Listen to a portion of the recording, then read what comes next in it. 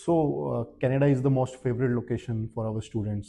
सो आप कनाडा में अगर कोई बैचलर डिग्री पे स्टूडेंट जाना चाह रहा है तो which university is best, like in terms of scholarship?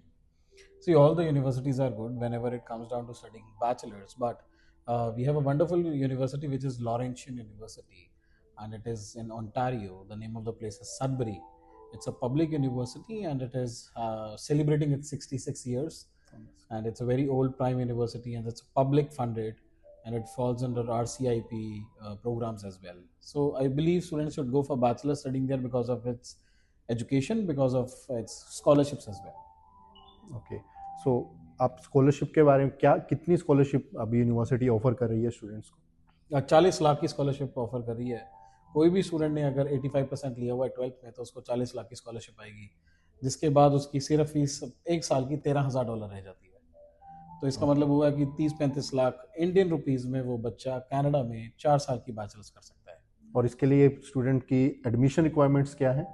कोई भी बच्चा 12th पास आउट होना चाहिए, 6.5 नॉट लेस देन 6 बैंड होना चाहिए, आइदर पीटी या टोफल के बैंड्स होने चाहिए, और बच्चे को सीधा स्कॉलरशिप आती है उसके 12th के बेसिस पे, without interview, without any exam. All right.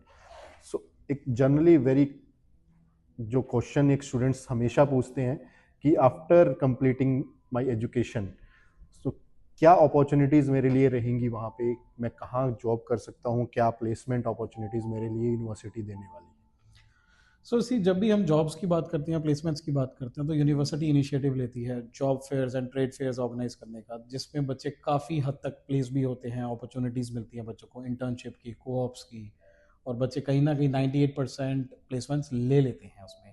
इसलिए वहाँ पे कैरियर अपॉर्चुनिटीज़ हम वर्ड यूज़ करते हैं और जॉब फेयर्स यूज़ करते हैं, जहाँ पे top companies like Vale and मिरार को आती हैं। ओके।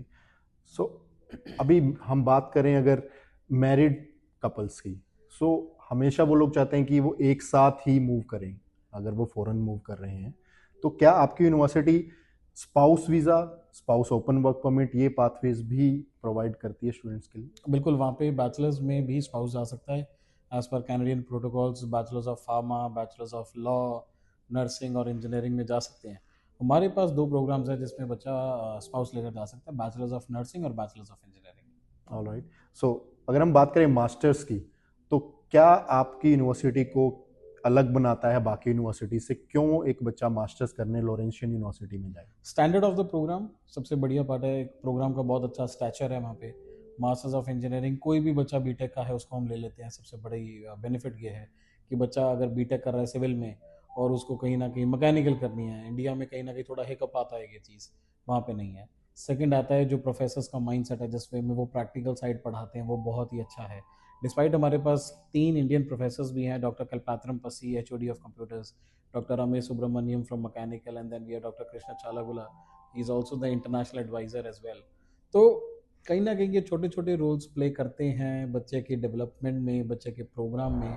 और ये 16 मंथ्स का प्रोग्राम है, तो बच्चे कहीं ना कहीं एक शॉर्ट एक प्रोग्राम मास्टर्स डिग्री ढूंढते हैं कनाडा में। बच्चे कई बार ये भी सोचते हैं कि मेरा परसेंटेज कम है या मेरा बैकलॉग ज़्यादा है तो मैं क्या करूँ, तो हम बच्चे का बैकलॉग और गैप भी एक्सेप्ट कर लेते हैं। एक बड़ा कॉमन इशू कनाडा में जाने वाले स्टूडेंट्स के लिए रहता है कि उनके लिए 10th या 12th में मैथमेटिक्स सब्जेक्ट वो कंपलसरी रहता है।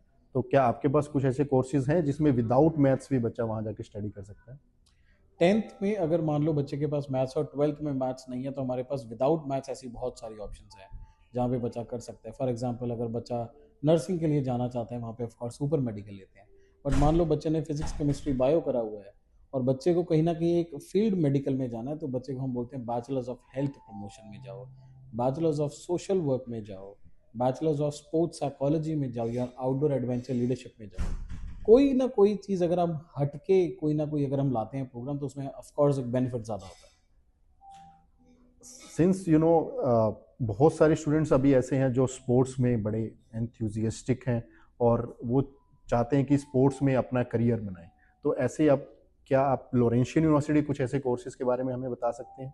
बिल्कुल, एक बहुत अच्छा प्रोग्राम है bachelors of sports administration honours. कोई भी स्टूडेंट अगर कॉमर्स बैकग्राउंड से है, ये बच्चा वो कर सकता है। स्पोर्ट्स एंथुजियास्ट के लिए स्पेसिफिकली प्रोग्राम बना हुआ है।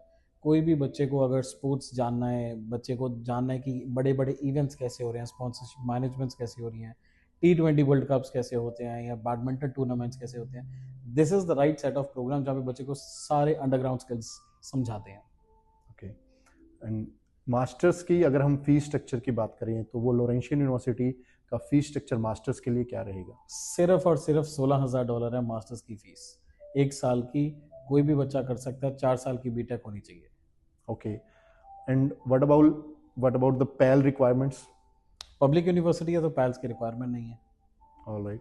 सो उसके अलावा क्या आप 1 ईयर सर्टिफिकेट कोर्सेज भी ऑफर करते हैं स्टूडेंट्स के लिए? नहीं, सिर्फ जो प्रोग्राम्स हैं हमारे पास 2 इयर्स मास्टर्स हैं और या 4 इयर्स बैचलर्स या 3 इयर्स बैचलर्स। ऑलराइट। नहीं, अभी रुको, अभी कर लो, कोई बात नहीं, वो भी कर लो।